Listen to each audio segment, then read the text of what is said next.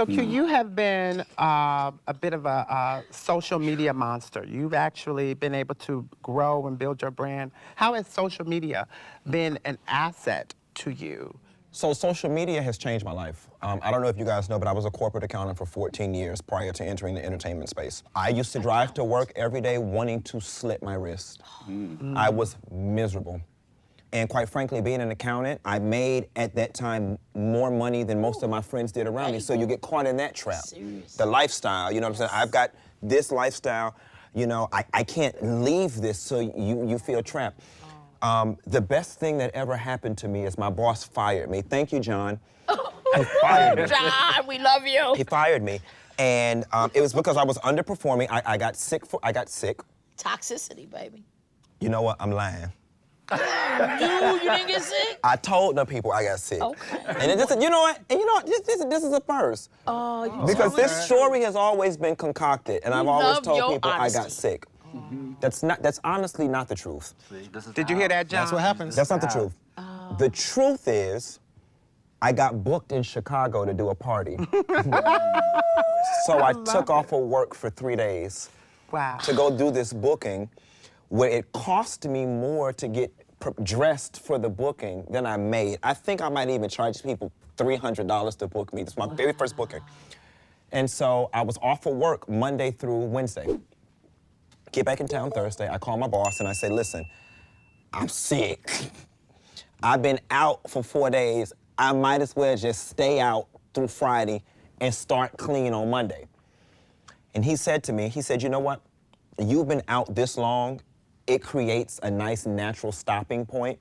Oh. I can tell that you're not happy, and basically don't worry about coming back. John. And I looked at the phone, I just hung it up. I ain't had nothing to say. I just hung it up because, bitch, I'm a corporate accountant. I could tell my boss to kiss my ass on Monday and have another one by Wednesday. Yeah, accounting, baby. Because everybody can't do it. It's a niche skill set. Serious. And I said to myself, I said, you already living paycheck to paycheck, because I was spending every dime I had to try to make myself happy. A lot of people. You broke. I hear you. You ain't got no job. What better point to start over? I said, because to send out your resume would literally be the equivalent of saying, hi, sir, can you please pay me to be miserable? So what I chose to do was, my car got repoed. I eventually got evicted. I hear you. And I went and laid on my best friend and fraternity brother's floor for 10 months. And within 5 of those months, I did the first Love and Hip Hop reunion on VH1. Within 5 months of me saying, I'm not doing this, I'm gonna try this, because at the time, the Obama administration was giving unemployment for 2 years. So unemployment was roughly $1,500. And I said to myself, I owe it to myself. If I can make these videos make another $1,500, that's $3,000 a month. Negro, you can figure out a way to live off of them $3,000. And I just was playing around on YouTube one day. That was the year that The Real Housewives of Atlanta came out. So that October for Halloween, me and my friends went out as the housewives. And for Halloween, I played the Nene character. You got some more, girl? Fill me up, child. Just fill me up, honey. Yes, to the top. I'll tell you when to stop. All right. Like that, right there. Natural. Just be nothing. So that part, like I was saying, I was the Nene character. Thank you, and fast forward to Christmas, I find this wig in the basement, clean it up, put it on, take a break, take my phone. I'm like, yes, honey, my hair is laid, bitch. I'm just playing around. I thought the video was funny, but it was too big to text. So I sent it to a friend. I uploaded it to my YouTube channel and sent him the link. Oh, my God. And he decided to post it and encouraged me to post it, and then it went viral. And that is how Funky Dineva was created. So I started doing the video just as a journal. Because again, I could say things in that wig that the corporate accountant Q could not say. So I was like, bitch, this is a release. It was therapy for me. YouTube started sending me these emails about partnership, and I ignored them. And then one day at work, not performing, doing everything else except my work, I fill out the little form or whatever, and like in the first month, I made like $30. Like the second month, I made like $120, and then I get fired. You see what I'm saying? So I was like, okay, I done made $120. If I can get these videos to make 15, and my 15 from unemployment, that's $3 grand. Here we go. And like I said, within 6 months of that decision, I was on TV. Oh, what a So one of my biggest accomplishments is I ain't worked for a bitch since I was 27 years old. And I'm 38. Wow. So for you, when you made the decision to step into your power, when you made the decision to be happy, it sounds like, right? So that sounds like That it was the came decision. first, to be happy. Agreed. And if I heard correctly, you found your power in that process. Indeed. So what's interesting, I always kind of talk about how the universe conspires to support you. And I think particularly when you make that decision that you are going to step into being happy and being yourself, things line up. And so when I hear you finding the wig, like those kind of journey stories happen to people all the time, but it starts with that first decision. What people don't understand is you are of no earthly good if you're not whole. And in order to be whole, you gotta be happy. Yep. I have one rule, like if we're dating or we go out on a date, I always ask somebody, do you like what you do for a living? Are you happy? And if they say no, the date is literally over. Check. There's no way you can be out of the house 10, 12 hours and be unhappy and then walk through the door and magically be happy.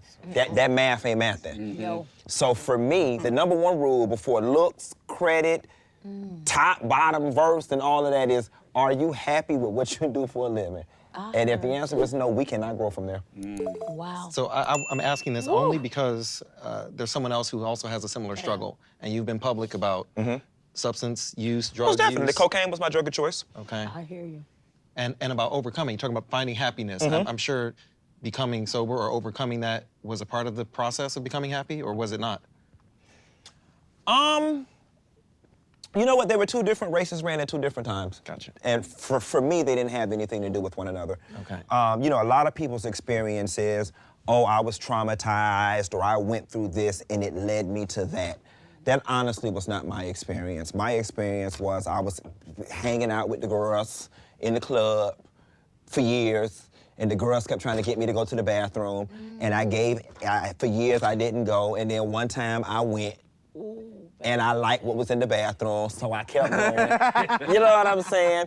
And then, you know, I had my Lindsay Lohan moment in my 20s and in my early 30s, and then you wake up one, you know what I'm saying? But because for me, my abuse of cocaine and alcohol was not linked to trauma or whatever, it literally was partying for me. And then I grew the up. Youngsters, do y'all hear Then, you know, that? for me, I didn't have to go to rehab or therapy. It was just simply one of those, this don't got old. Like, how many days you gonna wake up at 3 o'clock in the afternoon and don't missed everything because you've been up to 8 in the morning, feet in your nose and drinking brown liquor? You know what I'm saying? And so for me, and I don't wanna trivialize anybody else's experience because I understand it's real, but for me, it was just a matter of looking myself in the face and saying, you wasn't raised like this. And your purpose on this earth is bigger than this. And I don't look down on, listen. Drugs and alcohol are cool just as long as they're done in moderation and in a party setting. And that is my honest belief. You know what I'm saying? But everybody can't handle that. Exactly. Everybody can't handle that. That's a good point right there. 'Cause Everybody can't handle I would be that. scared to death. I won't even, and cannabis, everybody's, that was grown. I would be scared to death to trust myself. I cannot trust It's not myself. everybody, and it's a The slippery only slope. thing I can do is stay away. Yeah. And that's it. And And if I that's- could get my 20s back, I would have stayed away then too. I detest any substance that takes you off the rails. Understood. It killed my son. And it killed most of my life. If Thank you can for that, heal Carol. Yeah. from killing your body, do it. I mean that from the depths of my heart. Appreciate that, Cheryl. Real Thanks for being so vulnerable and transparent. And I on that. appreciate you for saying, hey, you just cold turkey and said enough. Yeah. That's powerful. I had to go away. Feel me? So good for you. So you can look into this world right now and say you ain't gotta just self-destruct. Yep. You can stop. Yeah. Yeah.